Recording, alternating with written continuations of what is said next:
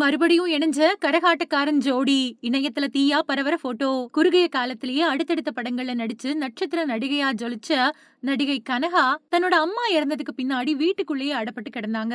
மனசளவுல பாதிக்கப்பட்டு இருக்கிறதா பல விதமான கருத்துக்கள் இணையத்துல பரவன நிலையில இப்போ நடிகை கனகா ராமராஜனை நேர்ல சந்திச்சு பேசியிருக்காங்க. அந்த போட்டோ இணையத்துல வைரல் ஆயிட்டு வருது.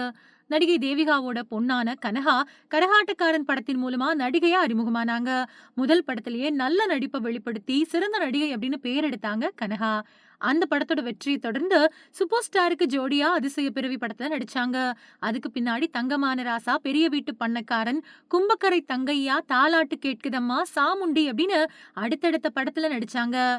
சினிமாவுக்கு வந்த குறுகிய காலத்திலேயே பேர் எடுத்த கனகா தமிழ், தெலுங்கு, மலையாளம் அப்படின்னு எல்லா மொழி படங்கள்லயும் நடிச்சிட்டு வந்தாங்க. மலையாளத்துல இவங்க நடிச்ச காட்ஃபாதர் படம் 400 நாட்களுக்கும் மேல திரையரங்கங்கள்ல ஓடி சாதனை படைச்சது. தமிழ் சினிமாவுல ரஜினி, பிரபு, கார்த்திக் அப்படின்னு எல்லா முன்னணி நடிகர்கள் கூடயும் ஜோடி போட்டு நடிச்ச கனகா மலையாளத்துல மோகன்லால், மம்முட்டி அப்படின்னு முன்னணி நடிகர்களோட படங்கள்ல நடிச்சு படு பிஸியா இருந்தாங்க. சினிமாவுல படு பிஸியா இருந்த கனகா, அம்மா தேவிகாவோட இறப்புல இருந்து மீண்டு வர முடியாம துயரத்துல இருந்த கனகா தன்னைத்தானே தனிமைப்படுத்திக்கிட்டு வீட்டை விட்டு வெளியே வராமலே இருந்துட்டு வராங்க.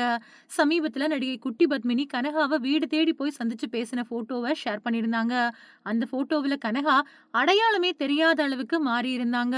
இப்போ கனகா கரகாட்டக்காரன் படத்துல தன் கூட ஜோடியா நடிச்ச ராமராஜனை நேர்ல சந்திச்சு பேசியிருக்காங்க. பல வருஷத்துக்கு பின்னாடி 2 பேரும் சந்திச்சுக்கிட்டு பேசியிருக்காங்க. அந்த போட்டோக்கள் இப்போ இணையத்துல வைரல் ஆயிட்டு வருது.